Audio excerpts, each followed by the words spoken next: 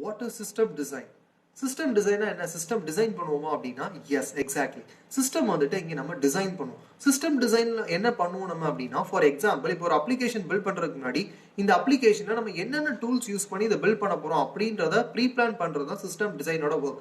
For example இப்போ இன்ஸ்டாகிராமே எடுத்துக்கோ. Instagram மாதிரி ஒரு application build பண்ணனும்னா first எனக்கு தேவையானது app develop பண்றதுக்கு ஏதாவது ஒரு language. சோ அப்ப எந்த language இத டெவலப் பண்றதுன்னு சொல்லி நான் first plan பண்ணுவேன்.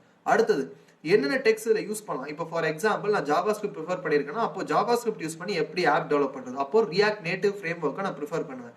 இப்போ அடுத்தது பேக் எண்டுக்கு எந்த லாங்குவேஜ் யூஸ் பண்ணலாம். ஸோ இதுக்கு வந்துட்டு ஜாவா, நோட் ஜேஸ் இந்த மாதிரி ஏதாவது ஒரு லாங்குவேஜ் செலக்ட் பண்ணுவேன். அண்ட் தென் என்ன எனக்கு தேவைப்படும்னா டேட்டா பேஸ். ஸோ இந்த மாதிரி ஒரு அப்ளிகேஷன் பில்ட் பண்றதுக்கு தேவையான ஒவ்வொரு காம்பனன்ட்ஸ் அண்ட் தென் வந்துட்டு ஒவ்வொரு விஷயங்களையும் நான் பார்த்து செலக்ட் பண்ற இந்த ப்ராசஸ் தான் சிஸ்டம் டிசைன் அப்படின்றது. ஸோ சிஸ்டம் டிசைன் அப்படின்ற போது நம்ம இதை தான் யூஸ் பண்ணணும் அப்படின்றது கிடையாது. அந்த அப்ளிகேஷனை பில்ட் பண்றதுக்கு எது ஃபீசிபிளான சொல்யூஷனா இருக்குமோ அதை கொண்டு வரது தான் சிஸ்டம் டிசைனோட மெயின் அப்ஜெக்டிவ்.